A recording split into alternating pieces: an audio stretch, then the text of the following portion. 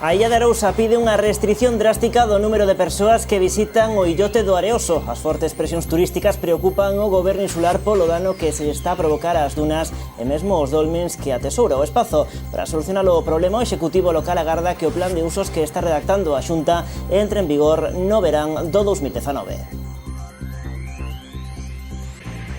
Que tal como están o goberno da illa avanza que a priori se descarta que o acceso ao illote quede prohibido. Así e todo, o alcalde advirte que a cifra de visitantes deberá ser moito menor á actual para evitar eses danos. En cuestión de segundos ampliamos agora titulares.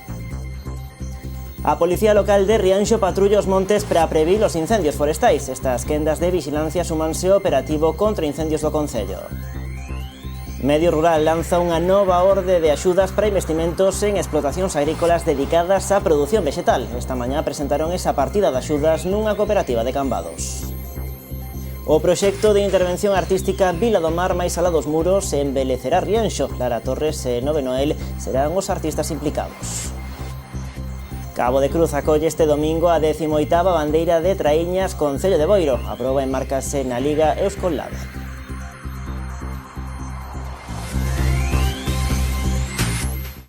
O deterioro do Areoso preocupa o Concello da Illa de Arousa. O goberno local propón unha restricción drástica de visitantes ao illote para que a presión turística non continúe danando as dunas. O Concello agarda que o plan de usos que está redactando a Xunta, contando co Executivo insular e coa Confraría, estea xa en vigor o verán que ven.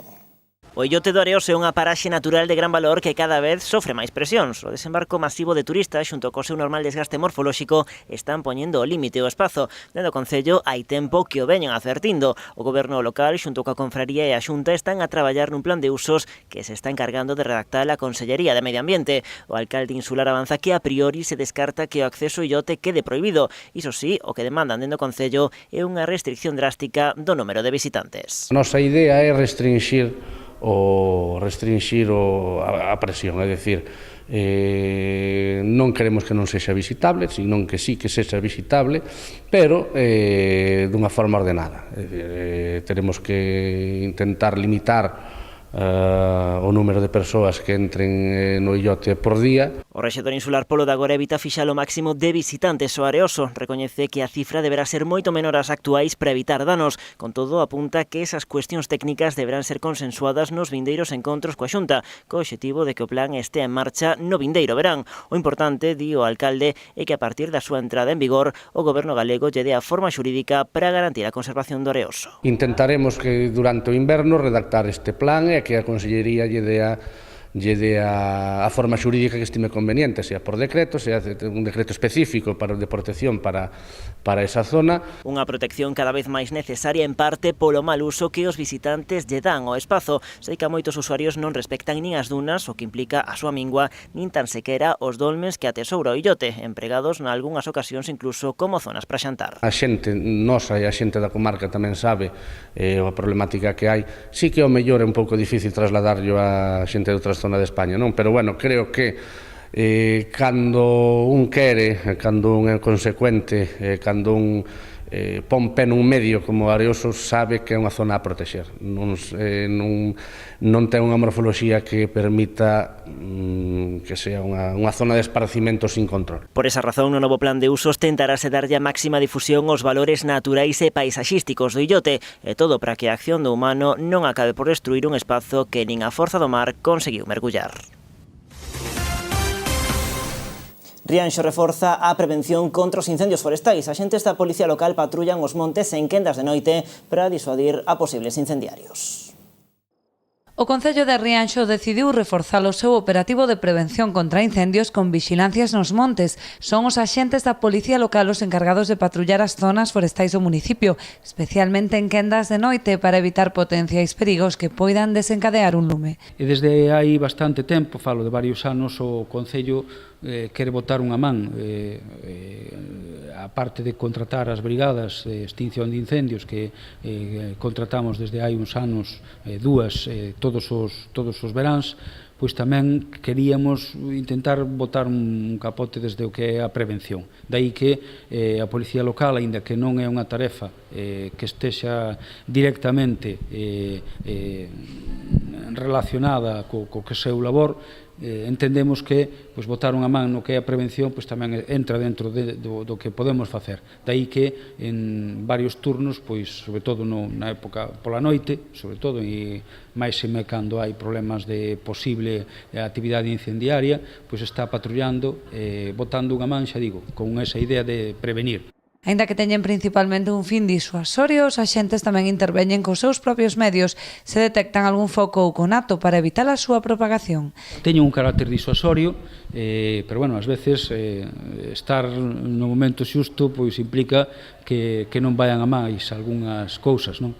Entón, é ben invertido o tempo que fan, o tempo que gastan nestas actuacións, desde logo é importante. En algún momento tamén teñen chegado en momentos oportunos para evitar que se iniciara algún incendio e simplemente cos medios propios realizar ese labor. Outras veces é localización, ver que a xente, usuarios que poida haber no monte tamén coñezan que está a policía local e ter ese carácter disuasorio, preventivo. Entenden dende o Concello que o reforzo da prevención non só evita danos maiores ao medio ambiente, senón que tamén supón un importante aforro económico, dado o alto custo que conlevan os operativos de extinción de incendios.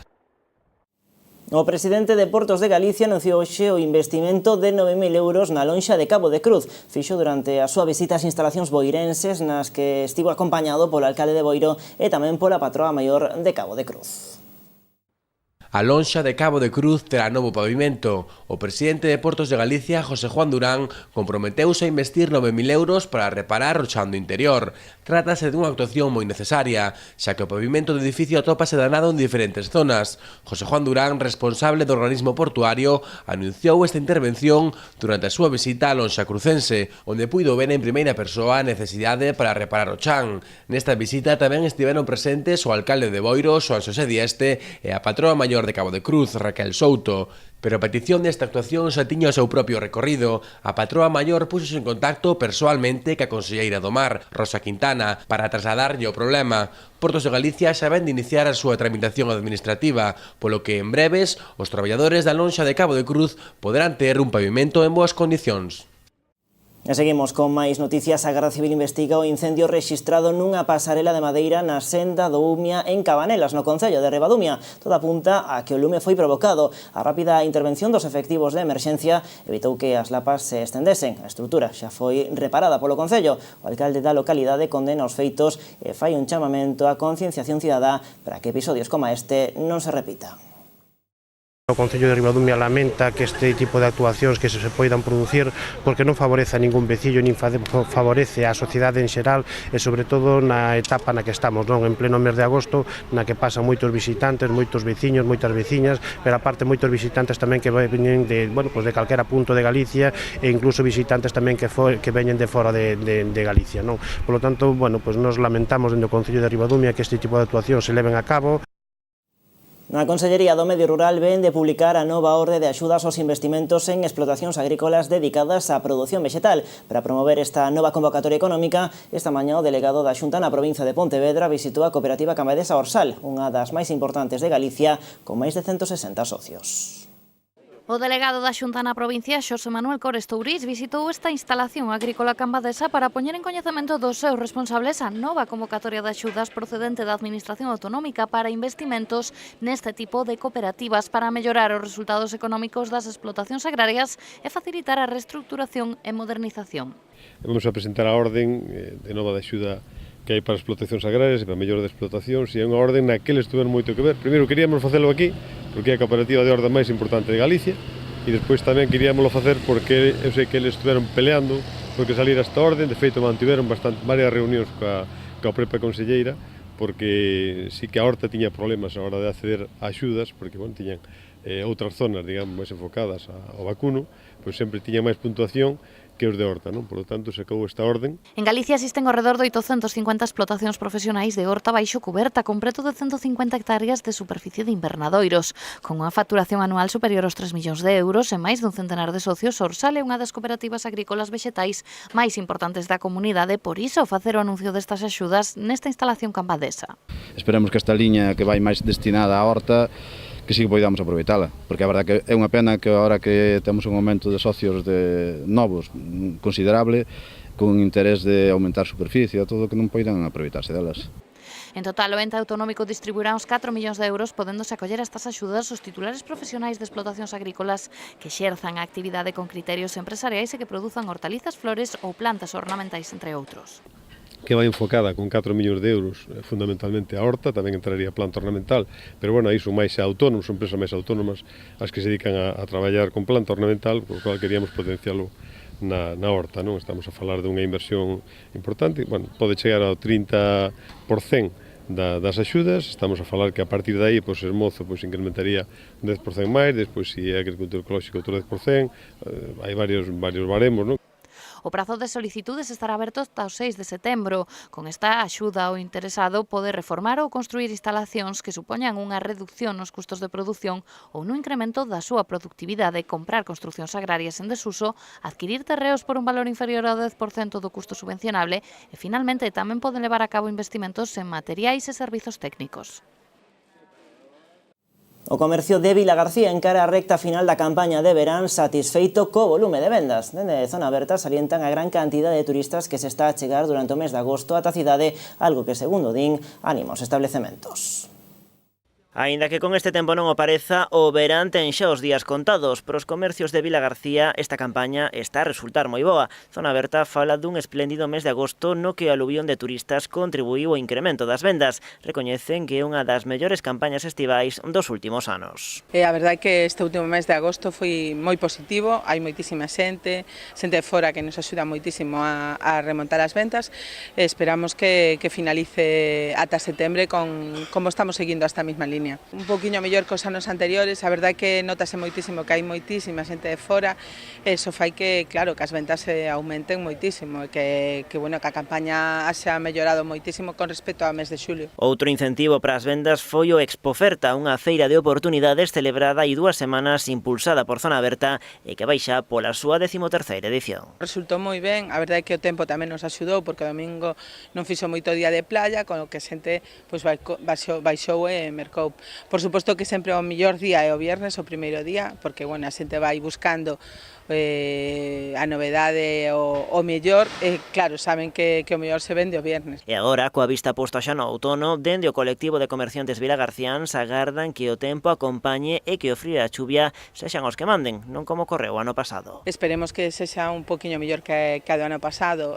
Bueno, temos moitas ganas de que a cousa remonte, non? E que empece xa a seguir subindo, como xa te digo, como fixos agora este mes de agosto.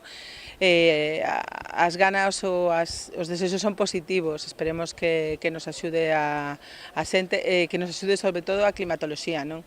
O tempo atípico do outono pasado implicou que o pico forte das vendas se acabase retrasando ata o mes de decembro. A solidariedade volve a Ribeira. A capital barbanzá acolle ata o vindeiro 5 de setembro un mercado solidario. O Paseo do Malecón será o lugar elixido para instalar os 23 stands que o conforman. As vendas irán en beneficio da tribu Guayú, unha poboación formada por 47 familias situada entre Colombia e Venezuela. O mercado podese visitar dende as 10 da mañá ata as 10 da noite. Entre os artigos que ofertan hai produtos de prata, pedras brasileiras, cremas ou pan galego. As asociacións locais Mulleres en Acción e a Asociación de Amas de Casa tamén terán cada en seu posto. Despois da boa acollida en Pontevedra e tamén en Muros, dende a ONG Guanyú esperan ter a mesma sorte en Ribeira. E de Ribeira a Rianxo, porque hoxe se presentou ali o proxecto de intervención artística Vila do Mar máis alá dos muros, un laboratorio de arte pública para a vila no que se pintarán 2 muros. Os artistas locais Lara Torres e Nove Noel serán os encargados dos deseños. O Concello de Rianxo está a facer da vila un lugar máis belo. O Executivo presenta o proxecto de intervención artística Vila do Mar máis alá dos muros, que organiza a Asociación Ondiñas Mainas. 2 serán as actuacións que se farán no municipio, a cargo de 2 artistas rianxeiros, Lara Torres e Nove Noel, que intervirán nun muro privado no lugar de xogo dos bolos e nunha das paredes do auditorio, respectivamente. Eu pintarei o muro privado, que está no xogo dos bolos, que é o cruce para Tanxil, e Cortes, e Fincheiro. E aí decíase de que era un punto de reunión onde se facían seráns, comilonas e demais, pero todo xeraba en torno ao xogo dos bolos. Hai unha escena de mural en Galicia que está collendo forza e que pensamos que é importante apoiar, pero sobre todo creo que o interesante é isto non, o sea, Rianxo non é unha cidade grande que non teña un problema de urbanismo nin de feísmo demasiado palpable, non? Pero tamén é destacable que o muralismo ten unha función comunicativa aparte de solo regenerativa, non? O proxecto estará rematado aproximadamente en 15 días e segue o camiño de outras actuacións para embelecer espazos públicos que se encontran degradados. Dende o Executivo recalcan a importancia de animar este tipo de iniciativas. A idea é que sirva de escaparate, de mostra, de lugar de traballo para que se poida amosar e se vexa o que se pode facer e animar a outro tipo de actuacións que se poidan producir nun futuro. Pero especificamente, xa digo, en 15 días teríamos elaborados e rematados dous murais que ademais temos a sorte de contar con deseñadores de primeiro nivel daqui do noso propio Concello, como é Nove Noel e Lara Torres, que van realizar cada súa intervención. Viladomar tamén serve como unión do pobo de Rianxo, xa que os deseños dos muros estarán inspirados nos contos, lendas e vivenzas dos veciños rianxeiros, en definitiva, na historia da vila. Esta non será a única intervención artística que desenvolverá o Concello de Rianxo en vindeiras datas. Ambas entidades colaboran xa nun proxecto de recuperación das vellas numeracións dos inmobles no casco da vila. Colocaránse azulexos tradicionais co escudo de Rianxo elaborados polos artistas Luis Vicente Batalla e María Teresa Figueira. O Concello tamén encargou para ir fomentando o traballo un número de exemplares, mas a idea, a pretensión é que directamente se lle encargan Viñas Mainas a elaboración, en algún caso vai ser personalizada de números, pero van seguir un pouquiño este esquema dun azulexo co escudo de Rianxo e o número correspondente á vivenda. Parecenos bonito recuperar nun casco como é o de Rianxo, cunha área de rehabilitación coa que está funcionando, recuperar este outro sistema de numeración que creo que vai ser agradecido por un pouco os sondeos que fixemos. Xa hai varias encargas e varias encomendas e retomar e renovar un pouco esa numeración que era tradicional no noso Concello. E o artista Enrique Ortiz dona unha colección de case 30 obras ao Concello da Illa de Arousa. Esta cesión naceu a raíz dunha exposición que o pintor fixo ano pasado no municipio insular. Ortiz, moi vinculado coa Arousa, agarda que este agasallo sirva para seguir forxando a identidade do municipio. Isto constituye un pouco a identidade de unha comunidade como é a Illa. A illa ten unha característica particular de mar e de vento que trouxome a min de cabeza, porque a min gustame navegar nas dornas. Estamos encantados de recibilas, queremos agradecerlle públicamente que estas magníficas obras quedasen de titularidade, como donatarios públicos todo o Concello de Illa de Arousa, e queremos facer extensible a todos os veciños e veciñas a importancia deste momento, a importancia de ter dentro do noso Concello obras de tal envergadura. O artista Mailo alcalde da illa asinaron esta mañá un acordo polo que o municipio pasa a ser o propietario das obras. As creacións xa están en mans do Concello, arquivadas ata que se lles atope un lugar no que expoñelas de xeito permanente. Segundo o rexedor da localidade, o máis probable é que a colección de Enrique Ortiz acabe nas casas modernistas, unha vez remate o seu proxecto de rehabilitación. As obras cedidas polo artista conforman unha colección de 26 cadros, entre os que atopamos grabados, litografías e pintura. Todas as creacións xiran en torno á mesma temática, as paisaxes e as xentes da Illa de Arousa, un espazo que cativou a Enrique Ortiz, como el mesmo nos comentaba esta mañá, polo seu mar e tamén pola forza do seu vento.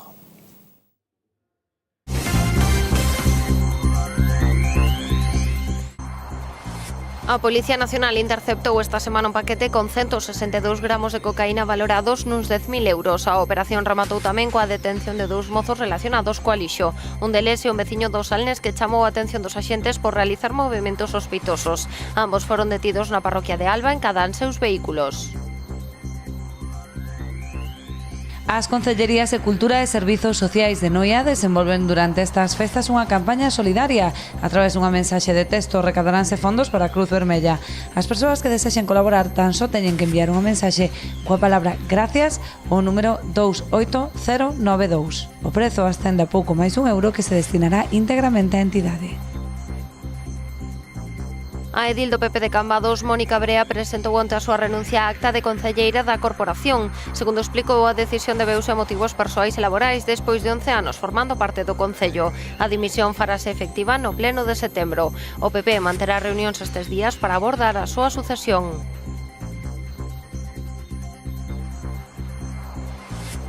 O Auditorio Municipal de Ribeira acollera mañá un encontro de música iberoamericana.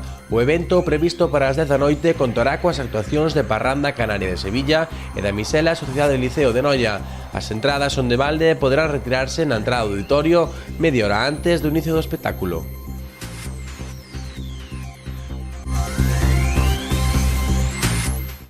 Todo listo en Cabo de Cruz para acoller unha nova edición da Bandeira de Traíñas Concello de Boiro. Esta proba enmarcase na Euskolabel Liga, que celebra en augas crucenses a 17ª regata do seu calendario. A elite do remo darase cita en Cabo de Cruz este domingo. Ás 12 da mañá tomarán a saída as tripulacións das traíñas que disputan a Liga Euskolabel para facerse coa 28ª Bandeira Concello de Boiro. E se realiza con 4 longos. A distancia é de 3 millas marinas, que veñen a ser uns 5.556 metros en total, cas 3 ciabogas que lle corresponden. E do calendario é a 17ª regata puntuable desta liga. A tripulación crucense aspira a alcanzar o triunfo na casa e manter a cómoda posición que ostentan na clasificación xeral, actualmente en 6º lugar. Nós ahora mismo estamos nunha posición relativamente cómoda, como se había planteado o club, de estar nunha posición onde non nos trouxera ningún tipo de problemas para manternos nesta liga, que para nós é moi importante. Estamos situados na 6ª posición. Dende o Concello confían tamén nas moitas posibilidades do club local, que pode presumir de grandes éxitos nesta tempada, grazas ao esforzo e dedicación dos seus deportistas. O Concello patrocina a regata na súa aposta polo deporte base, que se materializa nos preto de 60.000 € que leva recibido o club ao longo do ano en subvencións e axudas. Solo con axudas directas económicas en contantes son 56.300. Evidentemente, o clube de remo está na Liga ACT por eles mesmos, evidentemente, porque son os grandes remeiros, porque teñen grandes equipos, pero que é evidente, ao que non ter cartos, que non pague o pobo de Boiro, que son 22.500 €. E se paga porque son a nosa bandeira, forman parte de nós, e o merece. Ao mesmo tempo, si o clube de remo ten rapaces e pode seguir traballando, é por os seus profesionales, por a súa dedicación, por o seu traballo, por a súa profesional, pero tamén porque o Concello de Boiro aporta 16.300 € ás escolas deportivas. Tanto o club como o Concello animan os boirenses a desplazarse ata o Porto e animar o equipo local nunha proba caracterizada polo seu gran ambiente. Tras a entrega de premios, haberá unha festa de degustación de paella para todos os asistentes. A Pobra celebrará mañá o Día do Deporte na Rúa con actividades durante toda a xornada. Estarán dirixidas a nenos e mozos de entre 7 e 14 anos. Desenvolveránse en distintos espazos do casco urbano como o Paseo do Areal ou a Pista do Castelo. Vai ter lugar na Praza Alcalde II Durán en as pistas do Castelo, no Recheo e no Areal. O horario será de 11 a 14 horas e de 17 a 20 horas. Nesta xornada están invitados a participar todos os rapaces e rapazas do Concello en idades comprendidas entre 7 e 14 anos e comprenderá variadas modalidades deportivas. Dende atletismo, fútbol, baloncesto, ata aeromodelismo, tenis de mesa ou mesmo acrobacias. Son moitas as modalidades deportivas que poderán practicar os nenos e mozos que se acheguen ata a Praza Segundo Durán, as pistas do Castelo ou o Recheo do Areal. Ademais da Concellería de Deportes, colaboran na organización das actividades os distintos clubs deportivos do municipio, como o Club de Tenis Punta Salera, Baloncesto a Sambal, a Decodea ou a Asociación Deportiva Barbanza, entre outras.